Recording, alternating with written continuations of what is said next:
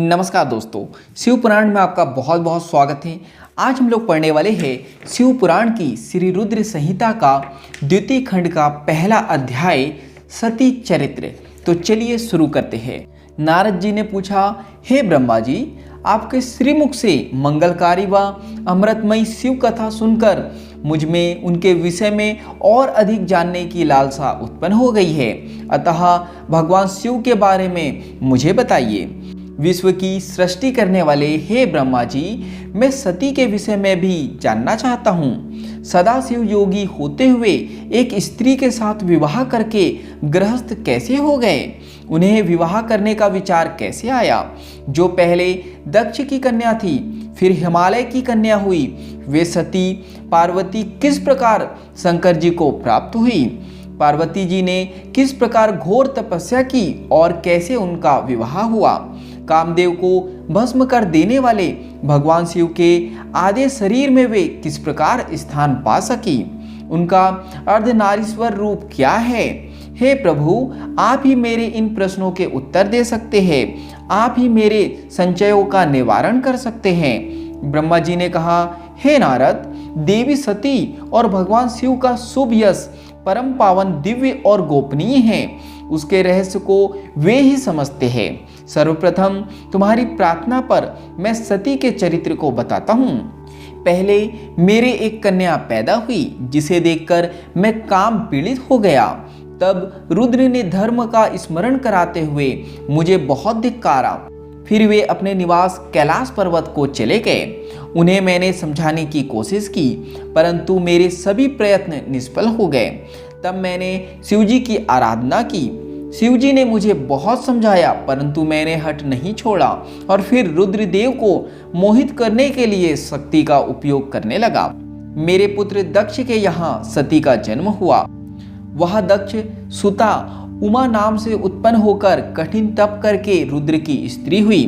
रुद्र ने गृहस्थाश्रम में सुखपूर्वक समय व्यतीत किया।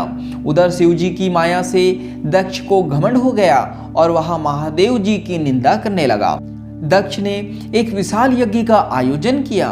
उस यज्ञ में दक्ष ने मुझे, विष्णु जी को, सभी देवी देवताओं को और ऋषि मुनियों को निमंत्रण दिया, परंतु महादेव शिव जी एवं अपनी पुत्री सती को उस विशाल यज्ञ का निमंत्रण नहीं दिया। सती को जब इस बात की जानकारी मिली तो उन्होंने शिव चरणों में वंदना कर उनसे दक्ष यज्ञ में जाने की इच्छा प्रकट की। भगवान शिव ने देवी सती को बहुत समझाया कि बिना बुलाए ऐसे आयोजनों में जाना अपमान और अनिष्ट कारक होता है, लेकिन सती ने जाने का हठ किया। शिव ने भाभी को देखते हुए आज्ञा दे दी। शिव सर्वज्ञ है। सती पिता के घर चली गई। वहां यज्ञ में महादेव जी के लिए भाग ना देख और अपने पिता के मुख से अपने पति की घोर निंदा सुनकर उन्हें बहुत क्रोध आया। वे महादेव जी की निंदा सहन ना कर सकी और उन्होंने उसी यज्ञ कुंड में कूदकर अपने शरीर का त्याग कर दिया। जब इसका समाचार शिव तक पहुंचा तो वे बहुत कुपित हुए। उन्होंने अपनी जटा का एक बाल उखाड़कर वीरभद्र नामक अपने गण को उत्पन्न किया। भगवान शिव ने वीरभद्र को आज्ञा दी कि वह दक्ष के यज्ञ का विध्वंस कर दे। वीरभद्र ने शिव आज्ञा का पालन करते हुए यज्ञ का विध्वंस कर दिया और दक्ष का सिर काट दिया। इस उपद्रव को देखकर सभी लोग भगवान शिव की प्रार्थना करने लगे। तब भगवान शिव ने दक्ष को पुनः जीवित कर दिया और उनके यज्ञ को पूर्ण कराया। भगवान शिव सती के मृत शरीर को लेकर वहां से चले गए। उस समय सती के शरीर से उत्पन्न ज्वाला पर्वत पर गिरी थी। वही पर्वत आज भी ज्वालामुखी के नाम से पूजित है। आज भी उसके दर्शन से मनोकामनाएं पूरी होती है। वही सती दूसरे जन्म में हिमाचल के घर में पुत्री रूप में प्रकट हुई, जिसका नाम पार्वती था।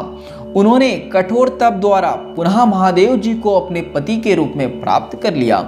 तो यहाँ पर शिव पुराण की श्री रुद्र संहिता के द्वितीय खंड का पहला अध्याय समाप्त होता है। आज के लिए इतना ही। धन्यवाद।